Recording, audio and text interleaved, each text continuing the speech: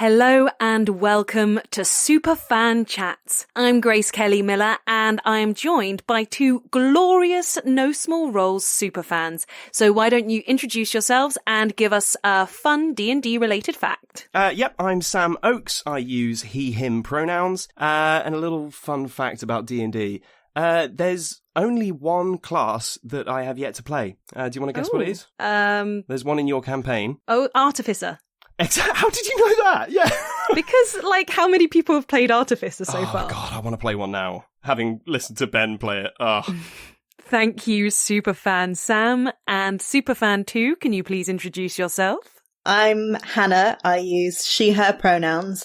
And my fun D&D related fact, which is also a small brag, is that I got Grace into D&D. And I'm very happy about it. Because without that, I'm very happy. No Small Roles wouldn't exist. And I'm so glad it does. So basically, the whole of No Small Roles is down to Hannah introducing me to D&D in the first place. Well, I'm sure there would be something like No Small Roles existing in some capacity, but would it be the same? I don't know. No is the answer to that. Hannah is also the same person who taught me about charging dice, so that's why that happened. So, and I'm not sorry about that at all. I'm not sorry about it. It's very important. So last time at the end of No Small Recaps, I asked Sam why he was a No Small Roles superfan. Hannah, why are you a No Small Roles superfan? So I've listened to a lot of D&D podcasts, probably more hours of D&D podcasts than should be feasible. And I've really struggled to find ones that sort of have a special place in my regular listening that I really look forward to, and No Small Roles has quickly found that space. I think it's a combination of the characters being so differentiated and so unique in the way they're played, the quirky homebrewed sort of different elements to it that you don't necessarily get in a slightly more traditional D&D campaign.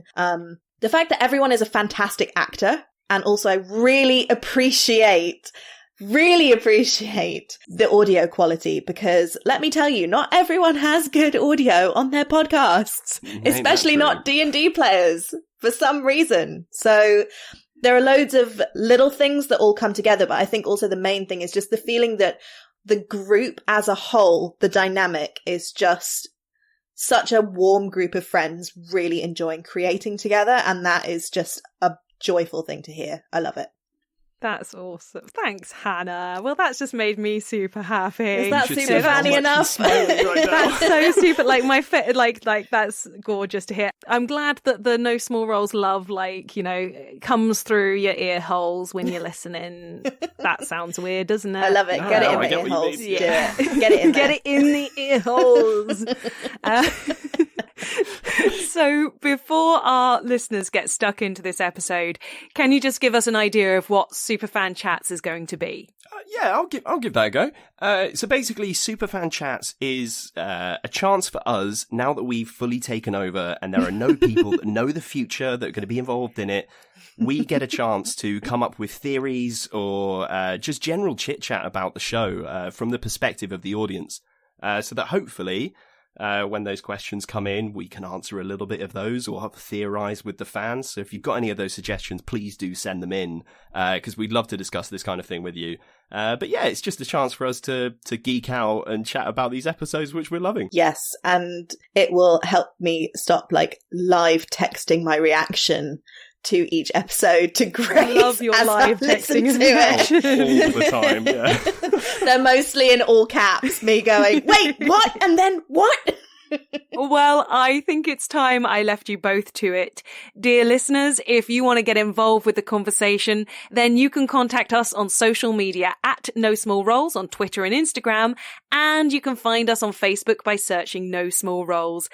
Let us know your fan theories and if you agree with Hannah and Sam, and you can use the hashtag #SuperfanChats.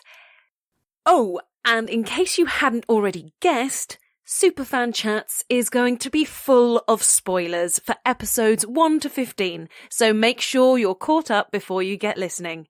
Hannah and Sam, over to you.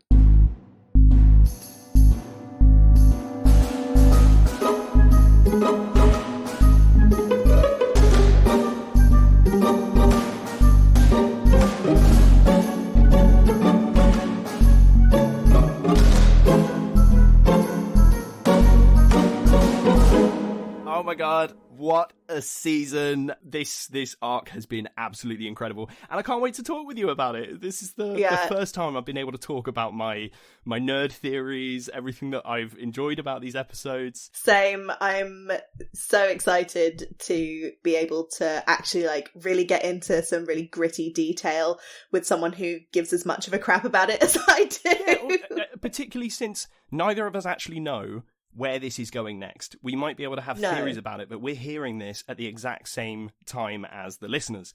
Yes. So, I can talk to the others about this. I can talk to the cast, and they give me that little wry smile. There's the thing in the eye where it's like, the oh, face. well, you're going to enjoy what happens in 2 episodes' time. I'm like, don't tell me that. So smug.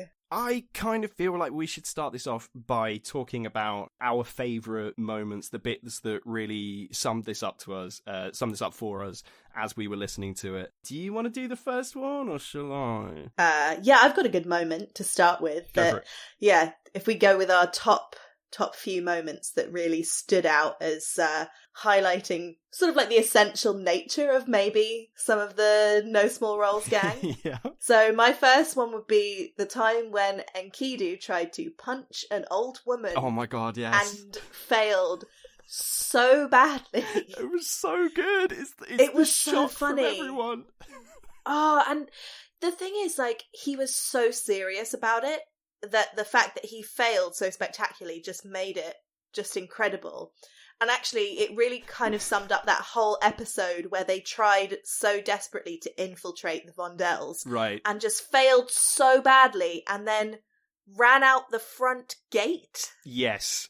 I mean, it was everything about that moment, wasn't it? It was the music changing so dramatically to this royal kind of ceremonial music, and it's I go up to her, I bow genteelly, and then I punch her in the face. And I think not just them, but everyone at home just went, what? Yeah. And I think that really sets up also something about Enkidu, which was his mysterious mime, where he thinks his motivations are really obvious to the rest of his team, and everyone is just utterly baffled. Which has kind of become a running... What are you doing? Yeah, it's become a running theme in this. Obviously, in the latest episode that we've listened to, it's with the ring, isn't it? He's just pointing to the ring of suggestion, and guys just I don't know whether I want to know what that means. Oh, the irony that it's the ring of suggestion as well, and his suggestion is so utterly atrocious he can't even get it across. Bless him. But yeah, I think that moment also really brought home to me how... So this was something I think we spoke about before we started recording, where we said we didn't... I said I didn't remember what level the characters were a lot of the time because the gameplay was so absorbing and the storytelling was so absorbing. But that moment really brought home to me just how level 2 they were, because I could imagine a level 10 character going in and just one punch knocking out, some staff assassin, I am the knight, stranglehold, unconscious, some really Dishonored type shit. Yeah, you wouldn't even need to roll for it at level 10, but... Yeah, but that really was no, you are level 2. Yes, and you can't even beat up an old woman. I loved the progression of it. It's oh yeah, I tried to punch her in the face. Okay, that didn't work because I didn't consider the fact that I'm not I haven't got the Tavern Brawler feat. My punch is just 1 damage. She's still up. Okay, I'll try and choke hold her. She's stronger than me. I'll try and grapple her to the ground. And then the whole alarm stone moment. It was just I was in tears. And June is there trying to fix it with a cup of tea. Well, actually, how much Twain Tide does she have left, by the way? Because I think she's been a bit free with that stuff. I mean, she might have got a couple, more sachets or whatever. Do they use sachets in this world, or is it loose tea bags or something? I feel like she's probably the kind of character that knows how to make something last a long time, though. Probably splicing it with a bit of worm You know, God, the worms. I forgot to stretch about it a bit further. You know, she can make anything taste like Twain Tide, so we'll just have to see the watered down quality of it by the end of the campaign. Okay, so what was one of your standout moments? I think since you've picked that episode, you know, particularly this infiltration, them spying, for me it was Oren and Juna going off and finding the table for the first time, having a play with it. And it was the moment. So it was the whole, like, them instantly assuming that they're in tomorrow, and that moment running its course, and, you know, me, the listener, being like, oh, this is really, really cool. And David obviously playing along, but it was the way that Vicky laughed as Juna when they went down and they saw Jizana, and it's like, we're not in tomorrow. And it just, it broke me. And, not even broke me, it just made me feel really warm. And I think that was probably the first time that I was properly endeared to these characters and their little escapades, and kind of what I feel like Oren and Juna are becoming. You know, they're the cheeky little misfits. That was such a bonding moment for them as well, where they had this experience where they really genuinely thought they time traveled. Yeah. And then when it turned out they hadn't, they were like, let's just not tell the others. And they had this like adorable little secret of their incompetence together that I feel like started to cement them as like a miniature team within the group dynamics. Exactly. It was so lovely and just so funny. They were just brilliant. I mean, the fact that, you know, Gaius had been in that room you know, half an hour before, or, you know, during the prep before the luncheon, you know, he managed to get in that room, get a bunch of information, steal a wand, steal a bunch of stuff, and then leave without anybody knowing. And then these two mess ups, you know, just go in there. They figure out the table, sure, but it's like the hiding the tray of food, but in the bookshelf, and God, yeah. What do they do with the food if they're in tomorrow and they just like moving it around and oh god, genius. So funny. So yeah, that was like my big jokey moment. The I was like, okay, this is brilliant. I'm fully invested now. But if I was going with something that I thought would be like my coolest moment, or the moment that really intrigued me most, was the tower. Krau's Tower, the underground tower in episode 12. And in particular, it was the room with the mirrors. You know, the fact that one of those mirrors was scratched out, and, you know, we didn't really know what was going on there. And then the really that was so spooky when it was like, don't trust it. Exactly. Don't trust it. All the scratches saying, don't trust. That was really scary. Yeah, it creeped me out. And again, this might be something to do with the music and the way that it was, you know, the shudder whenever David described this creature like smashing into the mirror, and the music that came along with that sent tingles up the back of my neck. Really, really powerful. But also the fact that we still don't have answers to that. We don't really know what was happening there. They kind of theorized about, is it just that Krau's saying don't trust that, or does he know that we're coming and therefore he doesn't want us to explore that part of the mirror? All of that is just wide open, and, you know, I'm sure David knows what it is, but will we ever find out? Yeah, that really interested me. And who were the other ones in the mirror, and where are they located? Are they in another plane? Are they elsewhere in this world? Right. Are they in a different time? Are they in a different same, like, people that, you know, Krau knew when he was, you know, around on this earth, when he was supposed to be around? Or are they like newer versions of that? Have they opened a gateway to some other plane of existence? Exactly. Yeah. You know, so many questions about that, but kind of the way that it left it as a cliffhanger or an open-ended thing, and, you know, he might be able to refer back to it later. Yeah. That was cool. You know he's got something up his sleeve. With David, yes. Know, from what I can tell of David's incredible evil genius brain, these feel like loose threads, but all of them have meaning in some way. They're going to pop up again. I don't think he's just going to leave them hanging. Like, and that was a fun, you know, effect.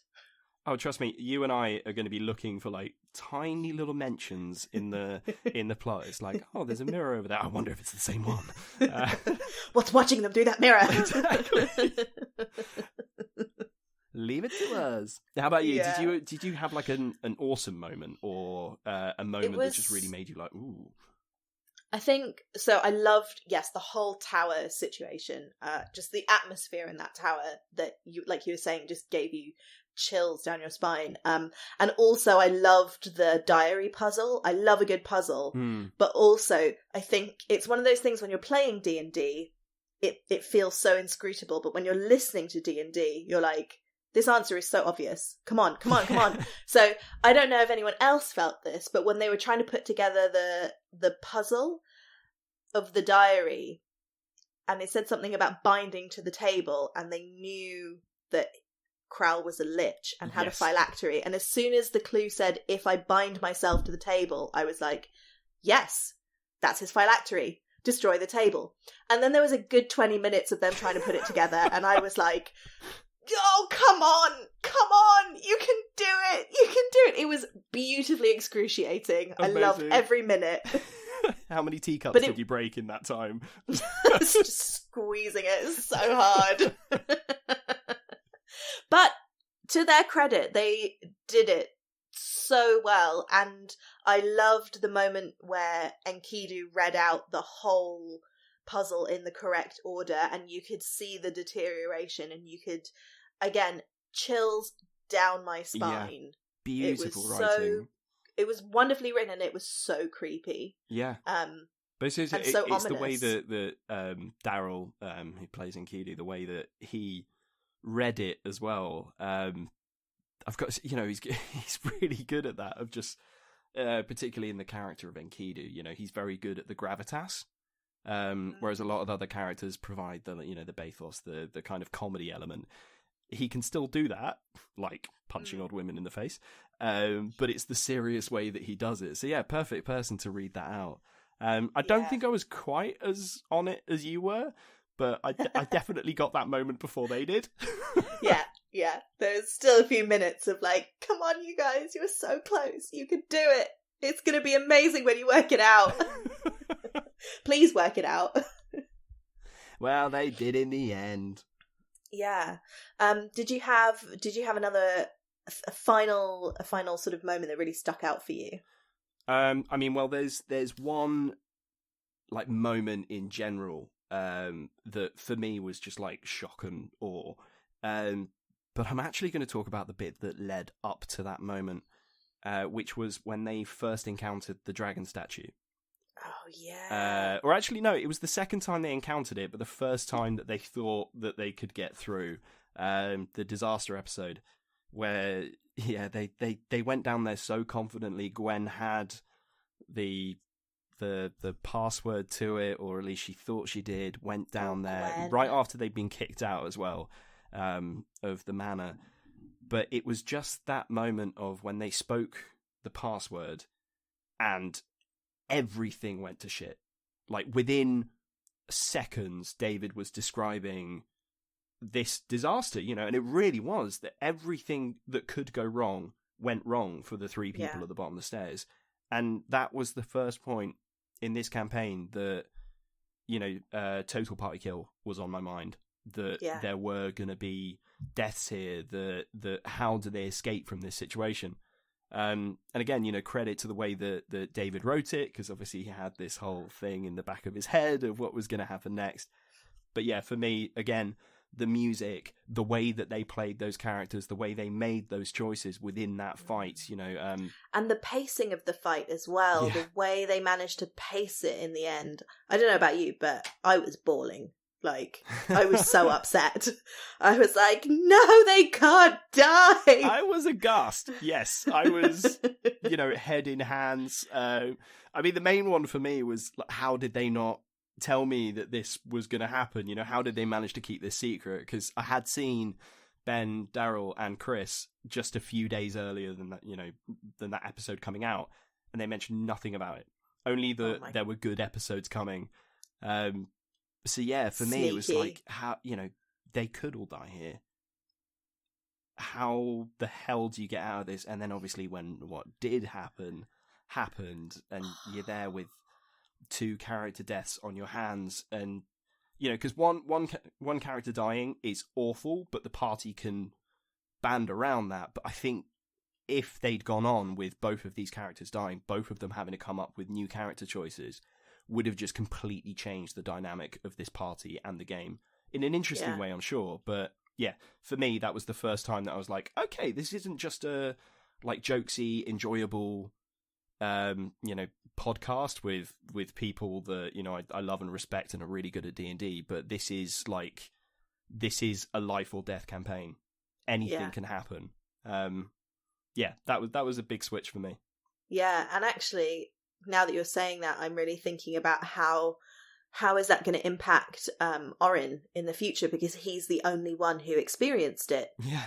They all experienced it, the players all experienced it, but the characters didn't. Only Orin holds that knowledge. Yeah. And that's kind of horrifying. I wonder how that's gonna play out in the future. I'm very curious to see how Ben manages that, because the way he plays Orin has so much subtlety and so much depth. I'm so curious to see how he builds it. His cards very, very close to his chest, and I love that about Orin. He's probably the character that I'm most intrigued by, because I don't know enough about him. But the way he does his incredible voice acting in this character is that you feel like you can hear the cogs turning in his head whenever he's making a decision.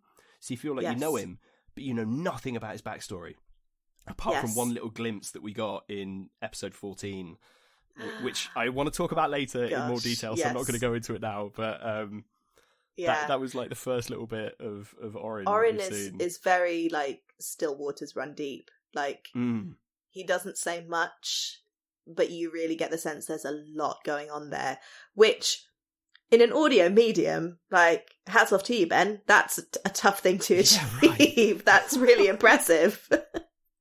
So yeah, really interesting. I always wonder what's really going on with Orin.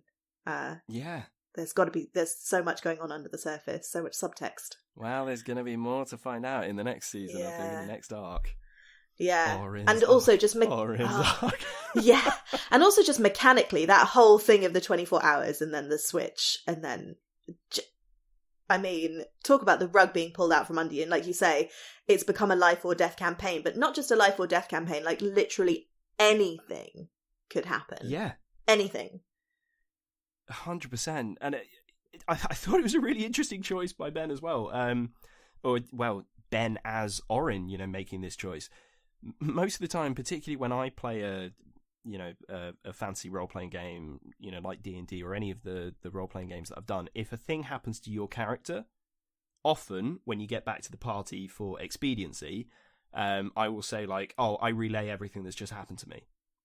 But Ben chose not to do that. Ben chose to keep, like, he told them a little bit of information, what they would need to hear to understand that he'd been to the future and all of those things that had happened to him there.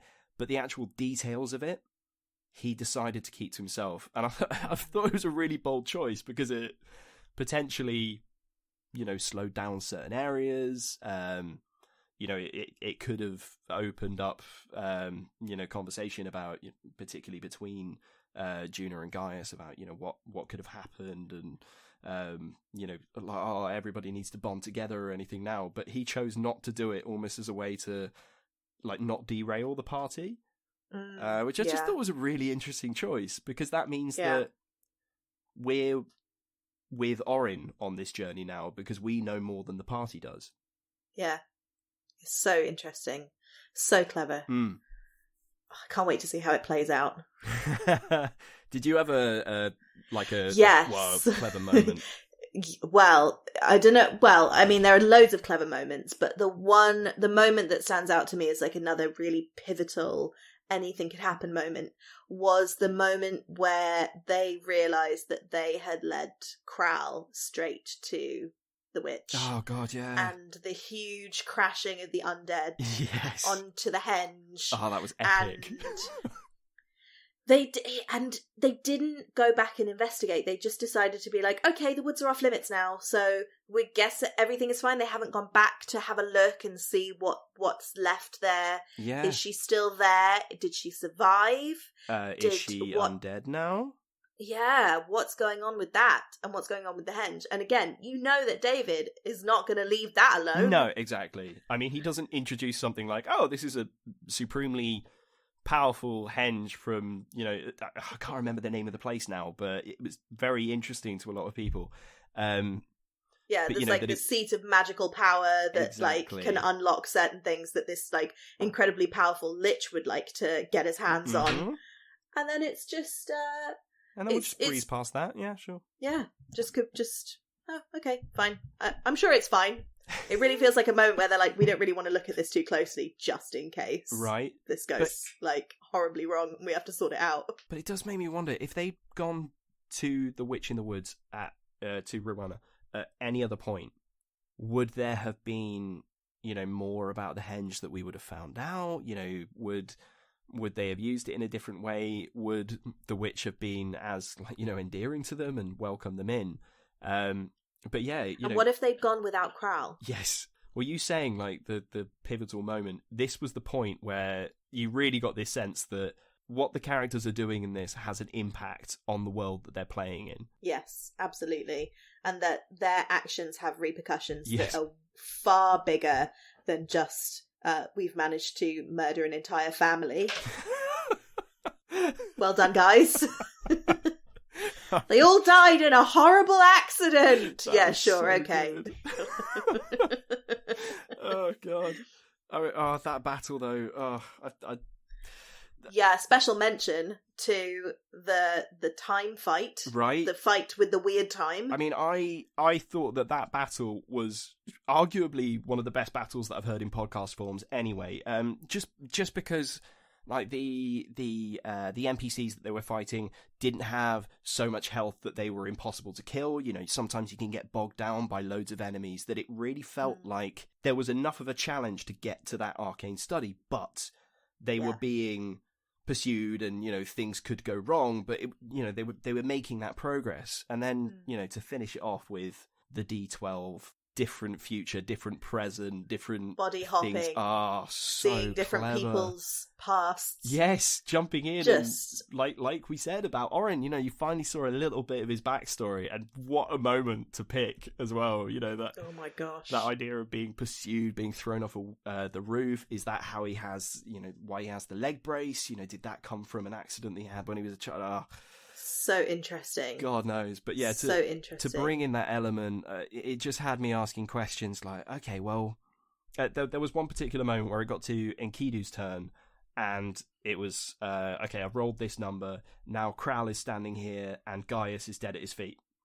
And there was a part of me thinking, right, okay, if he kills Kral here, is that it? Is Gaius dead? Do we get a choice about that? And then similarly on Gaius' turn, it's like, you don't remember Enkidu, and Enkidu never existed.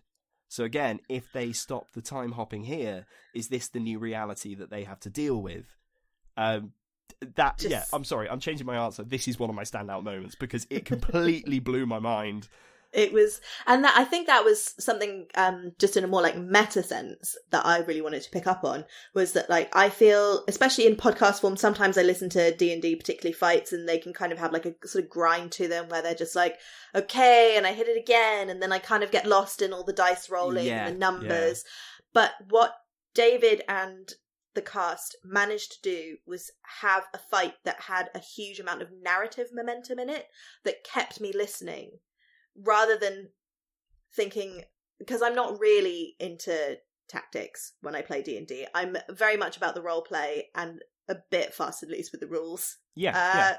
I feel like if it's cool, it flies. That's fine. But when you've got a fight, it can sometimes be a bit samey.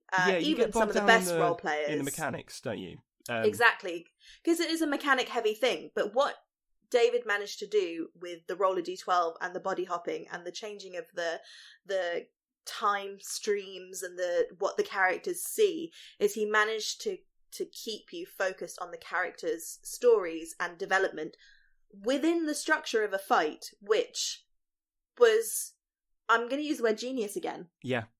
Oh, I completely agree with you. So good. The music that ran through it as well, and there were just certain moments where the music changed to be really, really ominous, and then it was like light and carefree, and but it made that little involvement of the D12 and everything changing around, like you say, you know, suddenly you're on a different point of the room, or you suddenly have no health, or you don't remember the table being destroyed. It just made not just every round interesting, but every character's turn interesting. Yes. Like, it made it different, it made it new. And so it shifts your perspective as a listener. It actually shifts your physical perspective within this imaginary room. I've got quite a visual imagination, so I like to picture it when I'm listening. And I really got the sense of like panning around the room at different points and moving from place to place. It was so dynamic. It was so, it was great. Yeah, I can't wait for the film. I don't know how they're going to do it, but, you know, probably... Or the animation. Green screen, you know, or something. Take that. I mean, if I could play Orin, that'd be great. I'll happily play Juna. Oh, my God. Just be a Should little we just gnome. cast the film right now? No, we've got stuff to talk about. We do. And I guess this is quite a good segue, because this fight makes me feel like there's so much more. Like, you don't just jump through time and have glances of different futures and different perspectives and come into contact with an exploding lich and not have consequences. Yeah. So what are the loose ends that we are feeling like exactly something's going to happen? My big concern with, you know, what was happening there with the time jumping, and like I said, you know, if it stopped at a particular moment with what was happening in the room, is that then permanent? And I think it ended on, you know, everything was relatively normal on Gwendolyn's turn at the end there. But that's just in the room. We don't know what was happening out in the world outside. Can I just say Gwendolyn the machine? Right? I mean, Gwendolyn, on 2 hit points, the killer. It's just like, I crush my boot into his face. Yes. Yes, you do. It's like, oh, Trimpt is here. I killed Trimpt. She has managed to finish off so many different things. Yes, she's the very, owlbear, very kill or Crowl, be killed, or kill and Trimpt. be killed. Yeah, I'm very impressed. And yet so refined. Total so badass. Refined. I did chat to Grace. Yes, sorry. I was like, Gwen. I chatted to Gwen. She's just Gwen to me now. I'm sorry, Grace. This is who you are. But I was chatting to Grace about you know, playing a monk, and she was saying about all these different ways and stuff that are in the player's handbook and all the associated books that have come out since then. And the one that she chose was the Way of Decorum, which is one that's been homebrewed by her and David. Which is great, because it means that metagamers like me can't just go and read the manuals and be like, oh, she gets this at level 6. But it also means it's quite an interesting way of her sticking with that nobility angle that she's got going on. But something that I found really interesting about this last episode is that it's almost like the things that she used to value are no longer important. So it's like decorum may be changing for her, that idea of nobility, because she was so ready to get rid of her rose pendant. Yeah. And the boots, you know, her fashionable boots, which you go back to episode 1 or episode 2, their pilot with her and Gaius. It was very much she was so sad to get her boots muddy, wasn't she? Yeah, and this idea of appearance and keeping this sense of yourself when you're out and about, you know, and in the woods and whatnot, you know, that I just thought it's a really interesting character progression for her. I can't wait to see what happens when she bumps into Fabulosa. Right. That's gotta happen. That's one of my projections about what's going to happen quite soon, is she's going to catch up with her fiancé Dwayne. Yep. And I think it's going to go very differently now than if she'd met up with him a few weeks ago. I don't know. I do wonder whether there's going to be a sense of like her when she sees him again, that kind of like charm that she has over that he has over her will kind of kick into gear. What I really am interested in seeing though is how the other characters react. Like, you know, because obviously Juna knows him from past experiences and has tried to kind of in her way persuade Gwendolyn to move on with other things. I want to see Gaius's reaction to this other bard being around, the one that originally had Gwendolyn's heart. Dueling bards. But the one I'm most interested in is Enkidu. I want to see how he reacts, because I mean, we all love a bit of Gwenkidu, right? Of course. That is... I'm convinced it's going to happen. Right? That is fire that is going to happen. It's so love-hate. It's classic rom-com. You can't escape it. It's very Bridget Jones. I feel like they're the Bridget Jones and Mark Darcy of No Small Roles. Although Mark Darcy with moments of raging stupidity. I'm pretty sure he's got moments of raging stupidity. Yeah, he's made some pretty howling decisions. I mean, we mentioned the punch earlier, and the inscrutable mimes, right? And these odd gestures, that he makes. There was one in this last episode which has completely jumped my mind, but the burning of the books. You're in an arcane study, and I mean, fair play. In that moment, in that rage, you've just had whatever is going on with these patrons that he has in his head, and clearly this is the one that Crowl mentioned it in the episode previous to that. Actually, he said something about, if you bring out that one, then this fight might be over. So I think it's, is that what led him to such a rash act? But yeah, I kind of love that Enkidu is right on the money a hell of a lot of the time, but then just has these moments of like, no, I pull it all down and I burn the books, and nobody else has a chance to stop him because he's the only person in the room. It's so well played by Daryl. Oh, he just goes rogue so fast. Yeah. It's like before you can turn around, you're like, what the hell? Yep. What has he just done?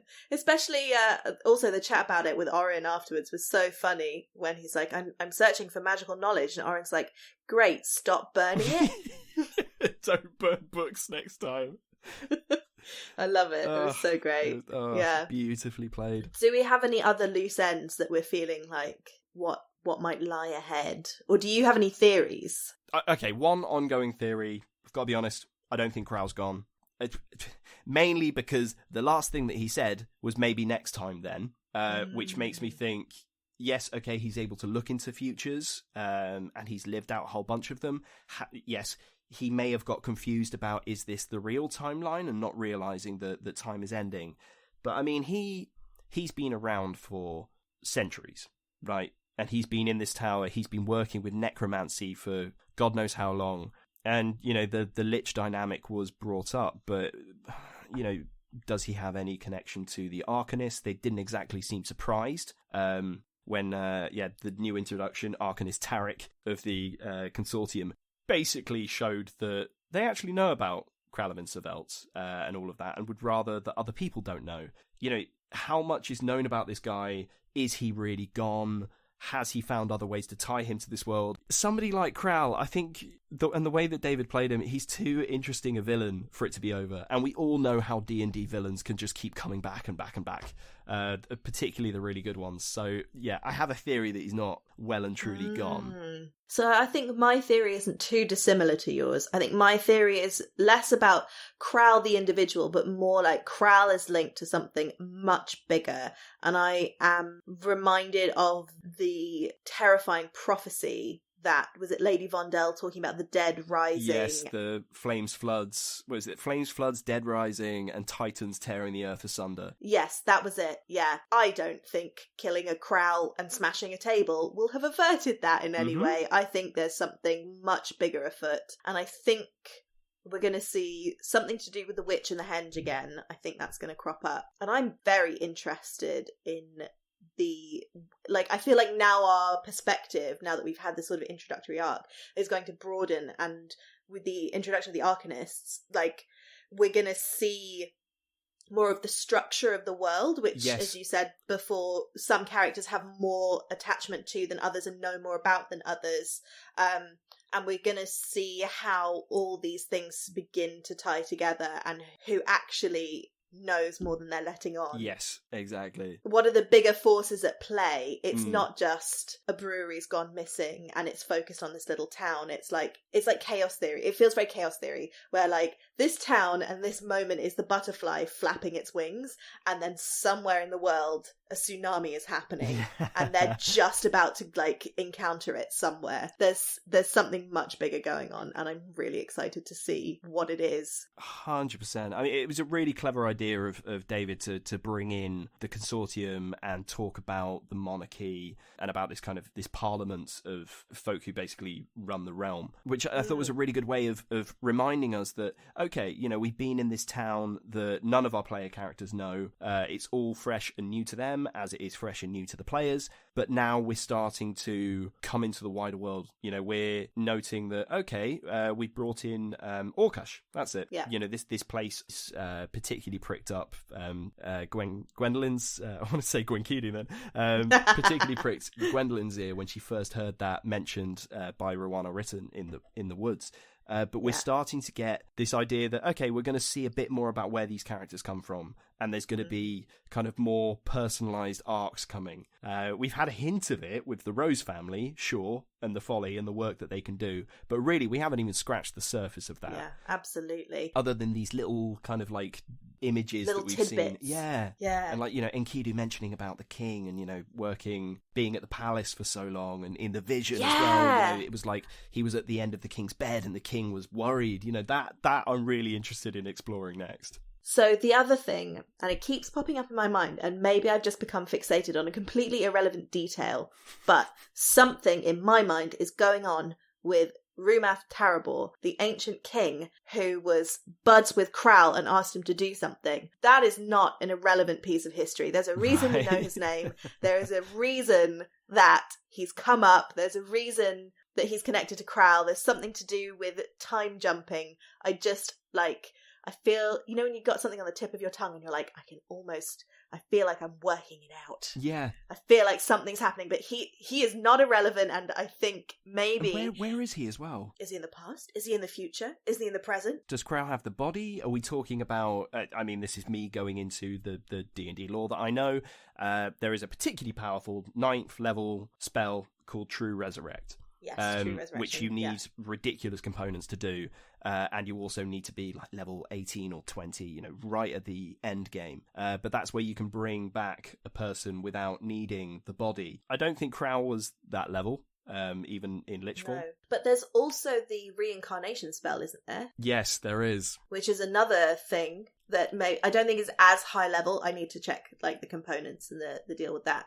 But off the top of my head, I'm remembering that exists. Yep. So, you know, that's another possibility. Yeah, it's the idea that, okay, Kral can bring back people, but he brings them back in an undead form. But does he know how to, or did he know how to do the next step? And if he doesn't know that, who does in this world? How many people does the old king have working on this idea? You know, is it all the people in the mirror? Is the old king in one of the mirrors? Could be. I did have that theory when I first listened to that bit. I was like, okay, that's the dead king. But then there was something in the back of my mind that was like, no, especially when David spoke about, you know, the other magic users that Kral might have been working with, I was like, okay, you know, this could be like a focus group of people that are working for the king. But there were other mirrors in that place, smashed ones and scratched ones that, you know, I would be very surprised if that doesn't lead anywhere. Yeah, same. Particularly with the way that David DMs. And I mean, if it doesn't go anywhere, then it's just going to like drive our minds crazy. We're just going to be sitting here going, yes, but what was that one detail in that one book that they read in that episode 20 weeks ago? Obsessing over it. And then eventually David hopefully will put us out of our misery. Well, this is what we do. Yeah. This is what we're here for. This is what the listeners listen to us for. Is for us to go crazy and them to enjoy it. Oh my god, we didn't even talk about Gaius' dream. We might have to save that for the next one. Oh, yeah.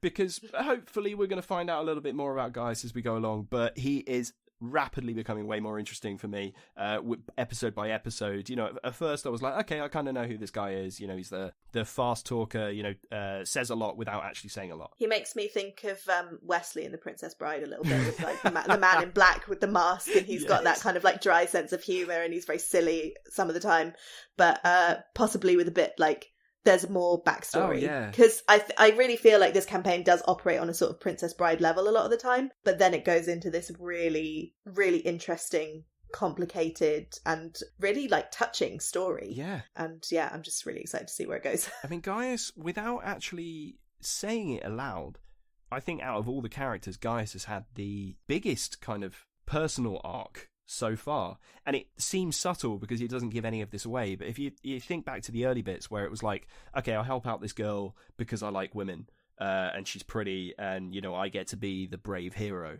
to the point where now it's, yeah, okay, he does a couple of things on his own, but he is very much thinking about the party with everything that he does. Yeah. And to the point, where he's sharing little bits. I thought he was going to go almost full rogue bard with it and just, keep everything for himself. Stealing. The kleptomania creeping in at one point. Yeah. It's like, no, it's my wand. I'm just going to take that and the ring and... But he's got real heart, and there've been moments where he's chosen to do things for the good of the party as opposed to himself. I think there's a lot to come from him, and I'm really interested in finding out his backstory. And we know that he's got a little bit of a scar on his eye, on his face, underneath that mask. I want to see what is going on there. Me too. And he's the one character that I want to draw all the time. Oh, interesting. Yeah. I really want to draw Juna. I mean, can we talk about the art as well, just really quickly? Oh, yeah. Even when I saw the line art stuff that was coming out, wow. So fantastic. Cool. Just fantastic. The likenesses with Juna's character to, the way that she's depicted to, like, Spirited Away. The Baba Yaga figure in that, yes. Yeah. So good. Again, she's another character that I think she's not saying everything, the whole flower check thing. The flower check thing is great. She's the meditation guru, apparently. Right, so she is always the character as well. She is the first person to be like, I want to pick this body dry of all of its belongings. She is unfazed by death. Yeah. She just seems to have, I think she's darker than she's letting on. She's got something else under the surface. Yeah. They all do. And I think that's such a credit to the whole cast that they have invested so much into these characters and are just so creative with them that they've taken these tropes, which we all know and love, these big fantasy tropes, and they have just really transformed them into something so special and different. And I think that's just, the creativity is bursting at the seams in this campaign and in this gorgeous. Podcast. I'm just loving it. I mean, I love a warlock patron as much as anybody does, but to give me so 6? Many patrons, yeah, and they all have different personalities. The first time he summoned Light, I was just like, so good. Blown away. So good. Congratulations, all of you, for the characters that you've come up with. Love it. Absolutely love it. I kind of want to mention one thing as well. Oh, we've got one more thing. We've got one more going forward. Okay, yeah. Or it's not necessarily theories, but something that I'm really, really looking forward to.